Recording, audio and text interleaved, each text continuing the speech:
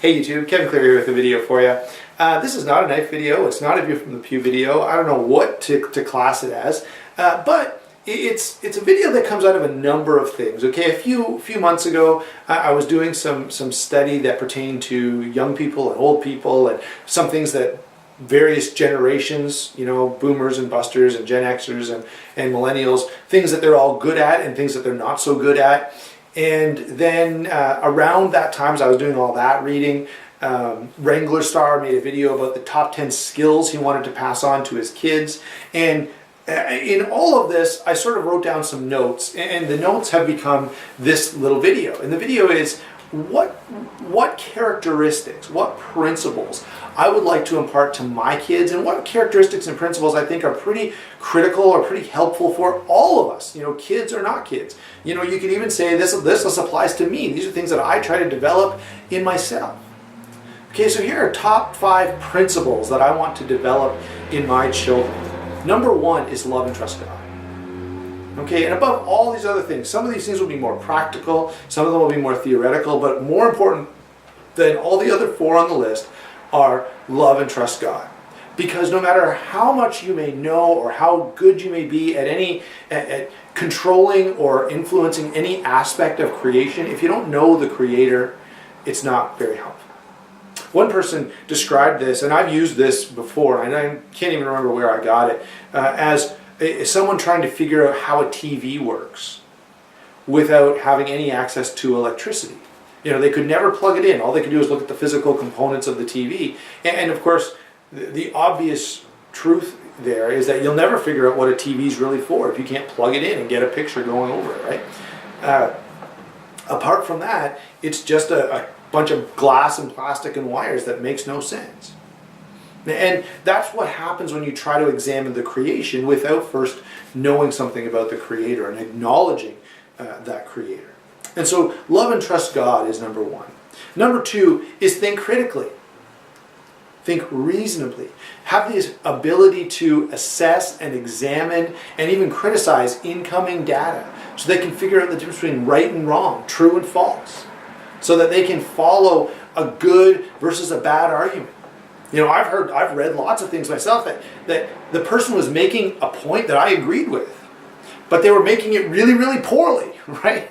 I want my kids to know that so they can say, whoa, don't listen to this guy. Even though I agree with him, he's not able to formulate a logical argument, and therefore his point is not valid, even if I think his point is right. I would apply that to Bible study, of course, to buying and selling stuff, to getting an education. You know, I want my kids to be able to take information in whatever form, you know, whether it's coming from a magazine they're reading or an internet article or a YouTube video or their teacher at school or a book they're reading or any other source. I want them to be able to take that data and analyze it and criticize it and look for the strengths and the weaknesses and be able to identify those and to figure out whether or not this is good or bad information based on analysis, based on evidence. And so think critically. Number 3, be self-sufficient. Be self-sufficient. Be able to at the very least survive. Okay? And I don't mean that you have to be able to do everything all the time. Okay? There are lots of things that I can't do. You know, my car might break down and I don't know how to fix it, or I don't have the tools to fix it. But I think it's important that you know some basic knowledge of how an automobile works and what goes into making it work. Okay, if I get a broken leg, I can't fix it myself. But I think a basic knowledge of first aid is pretty important for all people. Okay, and so what I mean by be self-sufficient is have a general ability to navigate most areas of life, so that if something goes wrong, you're just not totally helpless. Okay, now part of that I think is just an attitude, realizing that you're never totally helpless. No matter what happens, as long as you've got 2 hands and 2 legs, and even if you don't have 2 hands and 2 legs, if you've got a functioning brain, you're not totally helpless. Okay, and so that may be learning something about carpentry or computer repair or combat, or how to work a gun, or how to hunt, and how to fish, or how to, you know, survive in the wild, or, you know, we could have a long list. right? I think I've already mentioned first aid and I've mentioned auto repair as well. But the idea is that you are able to take care of yourself to some degree. You're not always dependent on somebody else all the time. Okay? The fourth thing is to pay attention to your environment. Some might phrase this situational awareness. Okay, to know, to pay attention to what's going on around you and to let that guide your decision-making process. Because I can tell you lots of times in my life, I've gotten into a bad situation, and as I look back, you go, yeah, look, there were all of these road signs along the way telling me this is going south fast, and I just didn't pick up on it because I wasn't very aware of the situation I was in. Okay? And so situational awareness, it applies to, sure, you know, some of you watching are probably preppers and survivalists, and certainly situational awareness applies to that. Some of you may be watching are police officers or firefighters or soldiers, and situational awareness applies there as well. Some of you may be environmentalists. You may be biologists. And again, situational awareness applies, knowing the environment you live in and how it's affecting you and how you're affecting it, and what kind of behavior is appropriate in a given situation.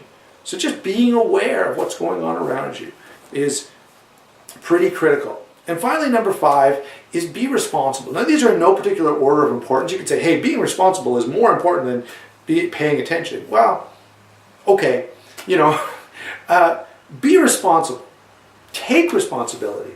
What I mean by that is be able to think about the decisions you're going to make choices, and then stand behind those choices.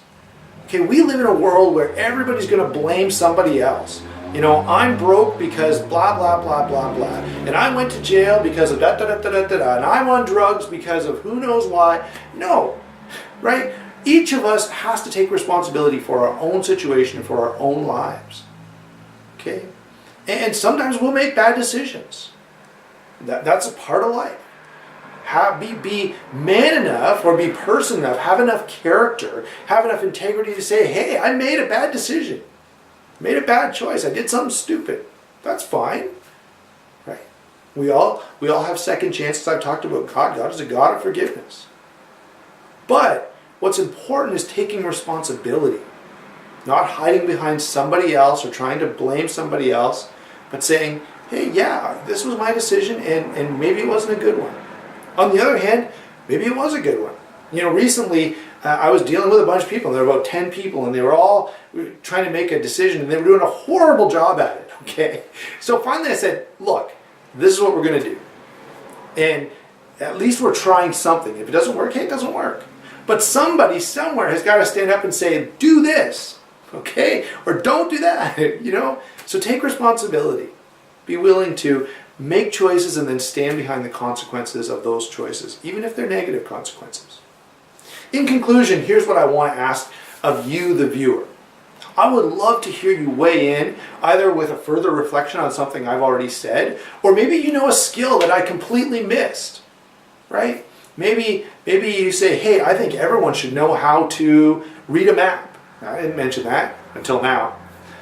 Maybe everyone should be able to know how to, you know, balance their checkbook, you know. So go ahead and weigh in with a skill here below. I think that would be really helpful and really fun discussion for the video. And if there's another general principle, go ahead and mention that as well. Hope you enjoyed the video, and we'll talk to you soon.